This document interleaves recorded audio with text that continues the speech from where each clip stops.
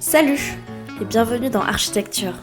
Je suis Fatima, architecte et maître d'œuvre de ce projet de podcast. Ensemble, nous allons construire chaque épisode comme un véritable chantier d'idées. Amateurs, professionnels ou simplement curieux de découvrir les coulisses de ce vaste domaine, vous êtes au bon endroit. Comme dans un atelier d'architecture, nous allons explorer diverses thématiques, qu'elles soient historiques, techniques ou même philosophiques. Alors que vous soyez à l'état d'ébauche ou bien ancré dans la profession, attachez vos casques et suivez-moi sur le chantier d'architecture.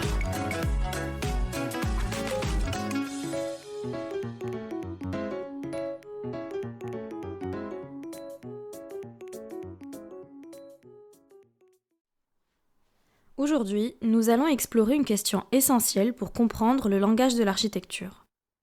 Quelle est la différence entre un style architectural et un courant architectural? Ces deux termes sont souvent confondus, mais ils désignent deux concepts bien distincts. Dans cet épisode, je vous propose d'éclaircir cette distinction et de voir comment ces deux notions interagissent et s'influencent mutuellement. Commençons par essayer de définir ce qu'est un style architectural. Un style architectural désigne un ensemble de caractéristiques visuelles et formelles d'un bâtiment ou d'un groupe de bâtiments.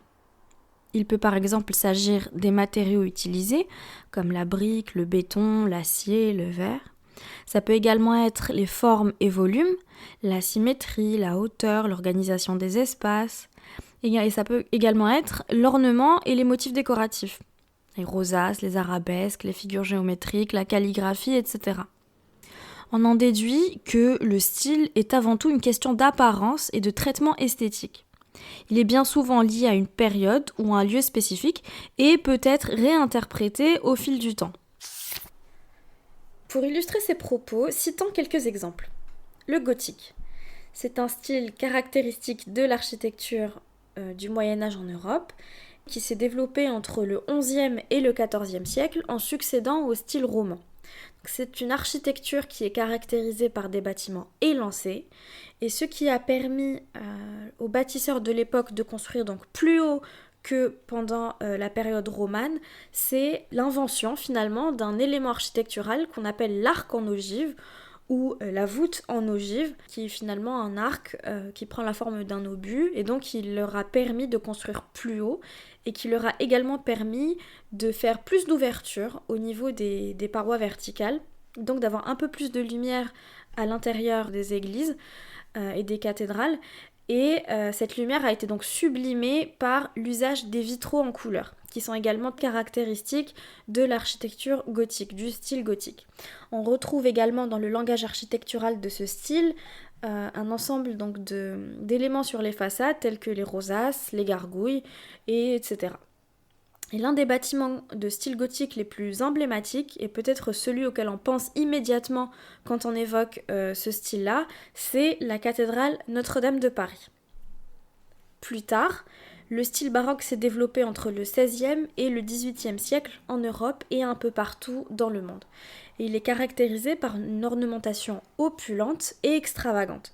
C'est un style qu'on peut beaucoup observer en Italie et notamment au Vatican dans la basilique Saint-Pierre. Et puis bien plus tard, au XXe siècle, autour des années 20, donc entre les années 20 et jusque dans les années 30, le style qui était en vogue, c'est le style Art déco, qui est un style qui est plutôt caractérisé par des lignes géométriques épurées, comme on peut les retrouver dans le Chrysler Building, l'Empire State Building à New York, ou encore au niveau du Palais de Chaillot à Paris. Si vous souhaitez ajouter une dimension visuelle à mes propos, n'hésitez pas à me suivre sur mon compte Instagram architecture.le.podcast. Maintenant que nous avons clarifié ce qu'était un style, intéressons-nous au courant architectural. Un courant architectural, ou aussi appelé mouvement, va au-delà de l'esthétique pour intégrer une dimension bien plus large. Il intègre une dimension philosophique, des idéologies et parfois même des préoccupations sociales, économiques ou culturelles.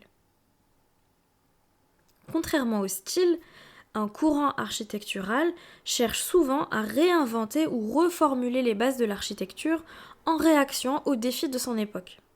Et ce sont les courants architecturaux ou artistiques qui influencent les styles et peuvent en faire émerger de nouveaux. Et parmi les courants qui ont marqué le XXe siècle, on peut citer le modernisme, le postmodernisme et le déconstructivisme.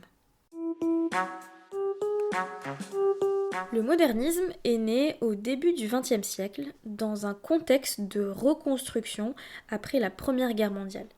Il prône donc une rupture avec l'ornementation traditionnelle et adopte une approche fonctionnelle de l'architecture.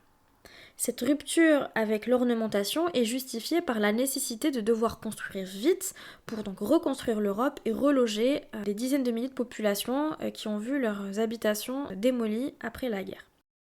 Parmi les figures les plus emblématiques de ce mouvement, donc de ce courant, on retrouve les architectes Auguste Perret, Le Corbusier, Oscar Niemeyer ou encore Frank Lloyd Wright. Ensuite, dans les années 70, est apparu ce qu'on appelle le postmodernisme, qui est venu en réaction à la rigidité du modernisme et à son uniformité. Ce courant réintroduit la couleur, l'ornementation et la diversité formelle. C'est un mouvement qui a été largement théorisé par l'architecte américain Robert Venturi à travers divers ouvrages dans lesquels il critique la rigueur austère et fonctionnelle du modernisme. Et c'est d'ailleurs à lui que l'on doit la phrase « Less is a bore », qu'on traduit littéralement en « moins, c'est ennuyeux », et qui est venu en opposition à « Less is more » du moderniste Mies van der Rohe et qui peut être traduite en « moins, c'est mieux ». Ensuite, dans les années 80, le déconstructivisme est apparu et s'est grandement inspiré de la philosophie de Jacques Derrida qui remettait en question les structures rigides et les conventions déjà établies. En peinture, le déconstructivisme se traduit par des compositions éclatées, des perspectives brisées et une fragmentation visuelle. Le peintre russe Vladimir Tatlin a largement exploré ces notions dans son œuvre. Et en architecture, cette approche se manifeste par le rejet des formes symétriques et rationnelles, du modernisme notamment. Les bâtiments déconstructivistes sont souvent en tension, fragmentés, avec des angles inattendus et des volumes qui défient la gravité. Et parmi les grandes figures de ce mouvement, on retrouve la célèbre architecte Zaha Hadid, Rem Koolhaas ou encore Frank Gehry. À travers ces exemples, on notera que les courants architecturaux peuvent être liés ou antithétiques, c'est-à-dire en opposition.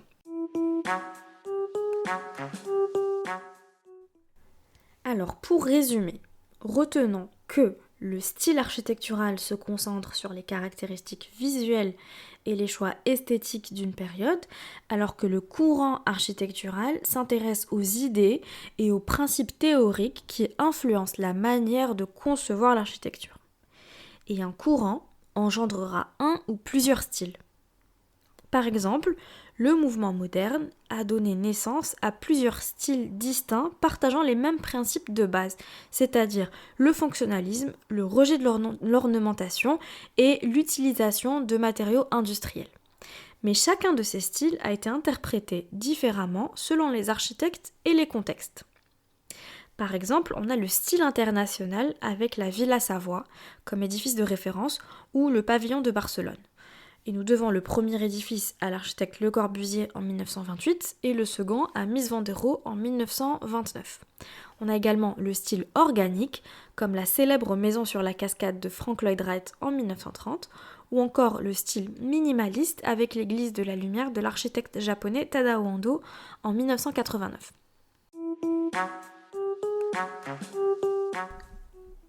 Et bien voilà, il me semble que vous avez maintenant les clés pour distinguer un style d'un courant en architecture. Retenez bien, le style c'est l'apparence, le courant c'est la pensée, et le premier découle bien souvent du deuxième. Dans les prochains épisodes, nous prendrons le temps de plonger dans chaque style et chaque mouvement individuellement. Le but, vous donner toutes les clés de lecture nécessaires pour reconnaître, comprendre et apprécier les différentes expressions architecturales, que ce soit dans la rue ou dans les livres. Merci d'avoir écouté cet épisode d'architecture. J'espère que cette exploration vous aura inspiré de nouvelles perspectives. Si vous avez apprécié, n'oubliez pas de vous abonner, de partager et de laisser un avis pour faire connaître le podcast. On se retrouve dans le prochain épisode pour de nouvelles découvertes et constructions d'idées. D'ici là, prenez soin de vous.